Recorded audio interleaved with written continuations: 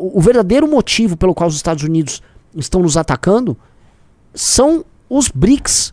E eu vou começar com uma breve reflexão. Essa reflexão espero que chegue nos corações de todos vocês. Nós estamos acabados como país. E muitos dirão, Renan, você não quer o fim do Pacto de 88? E sim, eu quero, assim, arde dentro de mim a vontade do fim dessa Constituição e desse pacto e dos signatários dessa maluquice e das pessoas e instituições que a mantêm, tá? A manutenção de uma instituição baseada em valores que não tem nenhum sentido, que estão morrendo na contemporaneidade, tá? Esse direito humanismo plasmado nessa Constituição, essa perspectiva das minorias, essa leitura de que o Estado tem que prover tudo, essa ideia de que a gente pode ser um gabinete de privilégios, tá? O Estado como um gabinetão em que todo mundo vai ficar pendurado vivendo os privilégios. Isso tem que morrer, isso tem que cair. Isso está sugando as gerações mais jovens, isso está fazendo com que a gente viva num lugar ruim, ou seja, tiraram tudo de você. Se você um dia sonhou, tá, em ganhar grana, em viajar, não só pelo Brasil, mas viajar pelo mundo, em estudar, em ter acesso a bens de consumo interessantes, e andar seguro na rua, e poder ir num bar, tomar um drink com um amigo, sua namorada, comprar algo, e isso foi destruído. Se você um dia sonhou que você pudesse ter isso, isso foi tirado de você. A Constituição de 88, os pactuários da Constituição de 88 tiraram tudo isso de você. E agora, como tá caindo a casa porque isso não fica de pé, e o Brasil está em crise, e o Brasil está em crise desde 2013, essas pessoas agora se reúnem das formas mais bizarras possíveis para manter essa maluquice de pé. E isso você percebe em tudo, né? Você percebe no Alexandre de Moraes ontem, basicamente dando um despacho completamente legal para sustentar a farra fiscal do Lula com o IOF. E hoje a gente vê essa operação, tá? Que vocês sabem que eu odeio do Bolsonaro, do fundo do meu coração eu odeio o Bolsonaro e a família dele, tá? São pessoas que destruíram uma revolução que poderia ter mudado o rumo do Brasil para melhor, né? Ou seja, eles foram um grande erro histórico, eles foram uma demonstração de que toda revolução falha por conta das suas lideranças. E nós fomos uma das lideranças desse processo. Há culpa nossa em o Bolsonaro ter chegado ao poder, sim. A gente tem muito erro, culpa no cartório nisso. A única diferença é que a gente reconhece, corrige a rota e se propõe a fazer algo diferente e melhor, tá? Mas sim, nós erramos demais no processo, assim como todos os brasileiros erraram demais, né, enfim, terem eleitos aquela turma de retardados em 2018, tá? Então, dito isso, que eu não vou ficar aqui, tenho culpa, porque nosso erro não foi um erro de intenção, mas ele foi um erro de leitura e análise, e talvez pelo fato de a gente não ter tido uma liderança à época para congregar os brasileiros e oferecer uma alternativa, e as pessoas viram no Bolsonaro isso, eu não vou me culpar e vou falar, hoje nós estamos entregando isso, né? Estamos montando partido político, estamos formando os melhores líderes, nós temos os melhores políticos do Brasil, nós somos uma força nova, nessa geração mais nova, e aí eu olho para tudo que está acontecendo, e olho o que está acontecendo com esse Bolsonaro, e eu não comemoro, porque é apenas, vamos dizer assim, um reforço de um regime moribundo, que vai cair, e a implementação, e a gente precisa colocar aqui, tá, de uma força política que vai ser muito difícil de retirar, que é essa estrutura que mistura STF, funcionários públicos e parte do establishment político brasileiro, tá, e que vai ser muito difícil, muito traumático tirar eles dessas posições e demover eles, vamos dizer, dos espaços e das ideias que hoje eles podem cultivar. E nesse sentido, eu vejo, lógico que eu não me solidarizo, lógico que eu acho que o Bolsonaro é um canalha, lógico que eu acho que a família de vagabundos dele, isso inclui ele, inclui o bosta do filho dele, Eduardo, eu acho que todas essas pessoas, esses retardados, topam nos colocar, tá, no altar pro sacrifício, que é o que eles querem botar um altarzão lá pra não sacrificar, novamente. Então eles sacrificaram os velhos na frente do quartel, sacrificam empregos de brasileiros, sacrificam empresas brasileiras em nome da sua luta, porque o Brasil tem que parar, porque Bolsonaro, tá, ele não pode ser culpabilizado e punido por seus erros, né? Ele não erra, ele não pode ser punido, então qualquer coisa que venha acontecer com ele, todos nós vamos pagar junto com ele. É como se, né, se for pra eu sofrer, vai sofrer todo mundo comigo, né? Então a ideia muito de filho da puta, que é um anti-líder, né? Lembre-se, o líder é aquele cara, é o cara que, né, o capitão do navio, que se o navio vai afundar, ele afunda com o navio. Ele salva as pessoas e afunda com o navio. Essa é a posição do líder, né? Um líder, né, no Japão vocês pegam isso, um líder quando ele falha, ele se mata, né? O seppuku lá com o Harakiri, ele consiste justamente, olha, eu falhei, portanto eu estou em desonra, portanto eu devo deixar de existir. O Bolsonaro não eu não falhei, se falei não foi culpa minha, não sei o que é honra e a culpa é de vocês vão todos se matarem, tá? Então esse sujeito viu, tá? Eu odeio ele e eu ainda, assim, me choco que existem milhões de pessoas que ainda admiram essa figura e que topam correr ao redor dela, tal. Mas isso que aconteceu agora é mais um passo, infelizmente, e eu falo isso com pesar.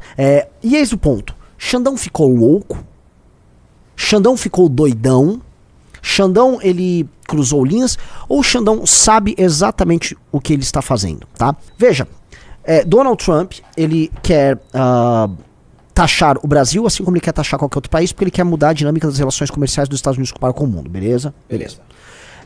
Então Trump quer isso. Trump, lateralmente, né, isso não é um elemento central, mas é um elemento lateral e importante, ele quer punir o Brasil por atacar empresas americanas, ok? E 3, Trump quer ajudar um aliado dele. Pro Trump, o Brasil não é muito importante, mas se ele puder ter no poder pessoas aliadas a ele no Brasil, beleza, certo? Certo. Isso conta, isso faz parte, então por que não? O Trump, portanto, ele conta lá nos Estados Unidos com assessores e deputados que são ligados também à equipe da família Bolsonaro. Essas pessoas entram em contato com ele e ele transformou, no caso brasileiro, a taxação em algo para além da taxação, ainda que o tema central seja a taxação, ok? A questão central é BRICS e comércio exterior e Estados Unidos, tá? Isso chegou pro Brasil, né, com a carta dele, com ele cumprindo o que ele se comprometeu com os Bolsonaro, que foi: eu vou botar isso dentro da clave, olha, a democracia aí tá sob ataque desse Alexandre de Moraes, então eu estou de olho e tal, beleza? Deu pra entender isso.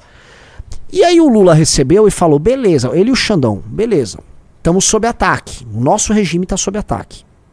O ataque antes de tudo é comercial. Agora, esse enfoque aqui em que ele quer falar sobre o nosso sistema de justiça, que é falho, mas é nosso, e a nossa soberania no trato a questões, vamos dizer, comerciais e empresariais internas, isso aqui é uma invasão, tá, do nosso espaço por conta de um presidente americano que é meio truculento na fala. Então, vamos só tratar disso aqui, não vamos tratar aqui?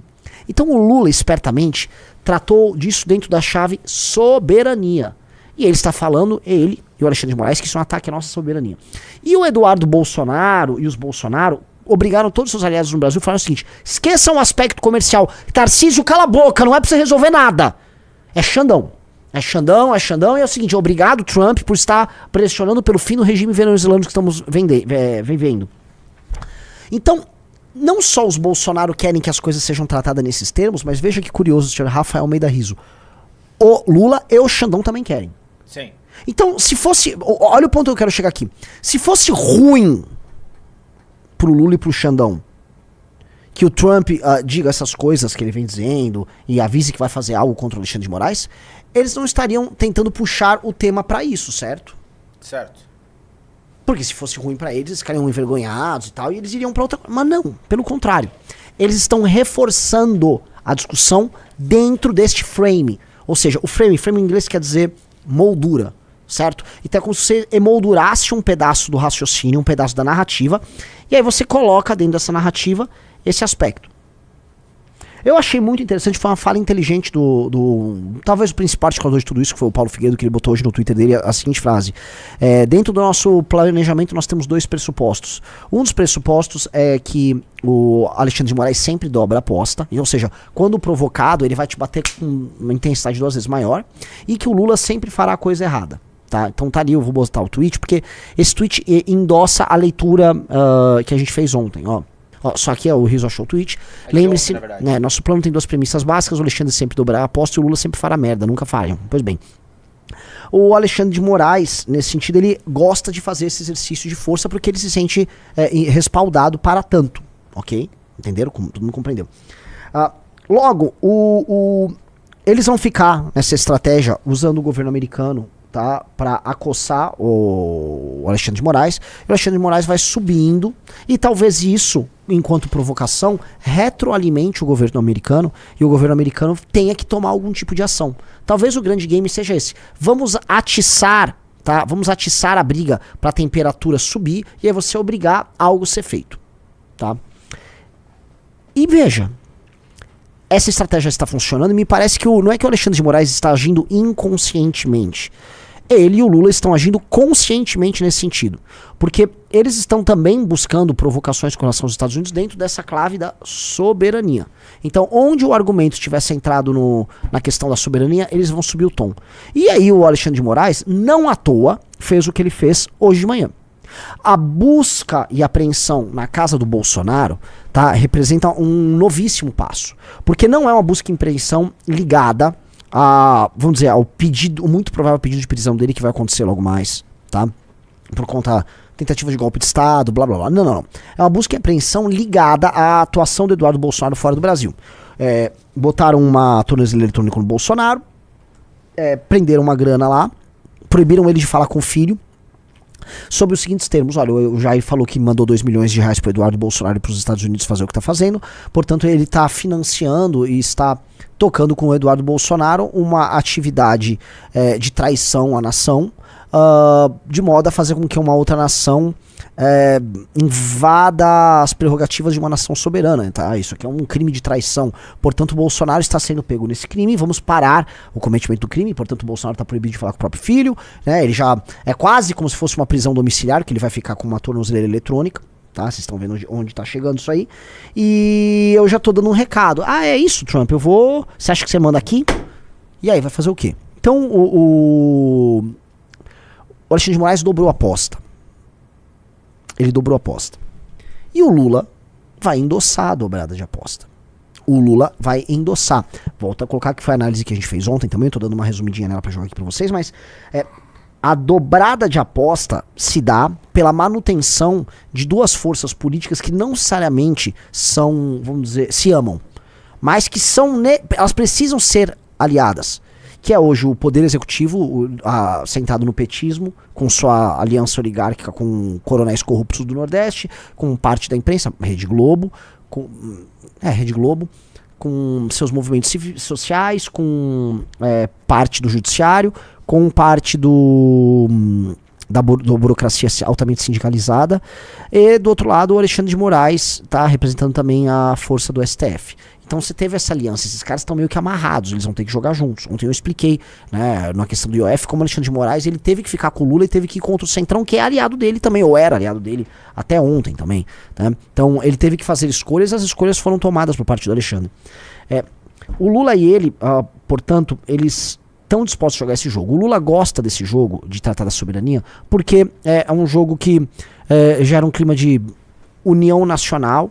Então o Lula está defendendo os interesses nacionais. Ele avalia que a população vai avaliar a estratégia dos Bolsonaro como uma estratégia idiota, uma estratégia de traição. E aí ele consegue mascarar efeitos deletérios na nossa economia, não só dessa medida do Trump, mas também da economia em si, que já não está vindo bem, tá? Jogando a culpa no grande satã americano. E aí ele fica aí lutando para nos defender, os brasileirinhos serão defendidos pelo seu presidente Lula, blá, blá, blá, blá, blá, que é mais ou menos isso que ele tá fazendo e ele acha que vai ganhar. E ele fica numa posição que é interessante para ele, porque veja só, nesse tema político que é bom para ele cresce, e se ele precisar ceder comercialmente pro Trump, ele cede. E aí o que pode acontecer, que assim, eu não duvido que venha acontecer, não duvido, não cravo, porque essas coisas vou cravar aqui pra dar uma de sabichão, não vou cravar, mas não duvido, e me parece muito possível, é que a coisa chegue, enfim, nos seguintes termos. O Trump, o que ele quer? O Trump, ele quer, antes de tudo, uma vitória econômica para mostrar para o próprio público, para refazer o modelo econômico internacional e dar um tapa nos BRICS. Ou 2, ele quer salvar a democracia no Brasil. O que vocês acham que mais interessa pro Trump? Opção 1 ou opção 2? E pro Lula, interessa parecer que ele teve uma vitória na nossa soberania? Ou que ele, vamos dizer, teve uma vitória comercial? Ele teve uma vitória política contra os Estados Unidos, ou que ele teve uma vitória comercial? 3, se o que interessa pro Lula é mostrar que ele teve uma vitória política contra os Estados Unidos, ou 4, que ele teve uma vitória comercial? Também me parece óbvia essa resposta, em termos políticos para cada um. Pois bem, o que acontece? Curiosamente, a gente pode chegar na seguinte situação. Em algum momento o Brasil cede negocialmente para os Estados Unidos, porque ele também não vai ter muito o que fazer, porque em termos comerciais, eu acho que a situação brasileira é bem difícil, como a gente já descreveu na live de quarta-feira. Mas, no aspecto da soberania e da questão Bolsonaro, pode ser que o Trump só fique de falastrão. Você entende isso, Riso? Sim. Porque, assim, vamos supor que o Xandão fez um teste agora. Ele meteu uma busca e apreensão no Bolsonaro. O Trump vai ter que responder. Veja, no jogo como tá, ele está jogando xadrez com o Trump. E lógico que o Trump é o Trump. Só que o Trump vai remodelar neste nível as relações Estados Unidos-Brasil. Assim, o mundo é tão louco que eu não duvido, mas o Trump vai o quê? Vai fazer um embargo contra o Brasil? Ele vai aplicar a lei Magnitsky contra o Xandão. Isso não vai acontecer nada. Na prática, assim, esses caras, eles estão... O Xandão, ele tem uma mentalidade de guerra, tá? Eu vou ainda descrever isso aqui um pouco na live, porque um cara fez um ótimo tweet sobre isso. E, enfim, o Xandão tem uma mentalidade de guerra, que é muito diferente da mentalidade do senhor Jair Bolsonaro, a mentalidade do Lula. O Xandão se prepara pra guerra, tá? A cabeça dele é toda feita para o exercício da força. Toda a carreira dele foi nessa linha, tá? Ele é obsessivo, no melhor sentido do termo. Eu trabalho com pessoas obsessivas, eu sou um pouco obsessivo também, e esse tipo de gente é muito difícil de enfrentar, porque eles vão Então, assim, ele foi obsessivo para passar muito bem na prova do Ministério Público. Ele se torna professor auxiliar lá na Faculdade de Lei da USP, depois ele se torna um secretário. Ele foi obsessivo na questão do combate à crime organizado, ele sempre foi muito bom nessa área, ele sempre teve um perfil policialesco. Se for pegado, o Xandão de todos esses caras é o único que sempre gostou de malhar, ele é um cara mais centrado. E ele virou o alfa lá na Suprema Corte, né? Porque a Suprema Corte é cheio de vaidosos do meio do direito, advogados, juristas vaidosos. Ele não é tão vaidoso quanto os outros. Ele quer poder prático. Então o Xandão é um cara mais centrado e mais do plau. Então eu não acho que o Xandão seja uma Magnitsky aí que vai mudar o jogo pra ele. Realmente não acho.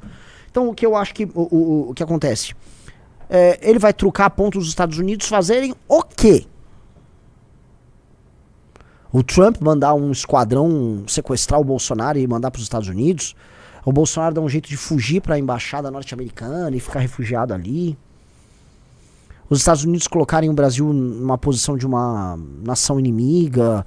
E fazer o quê com o Brasil? Veja, o Brasil tendo relação diplomática com todos os aliados dos Estados Unidos. Os Estados Unidos vai tentar transformar o Brasil o quê? Num Irã? Por causa do Bolsonaro?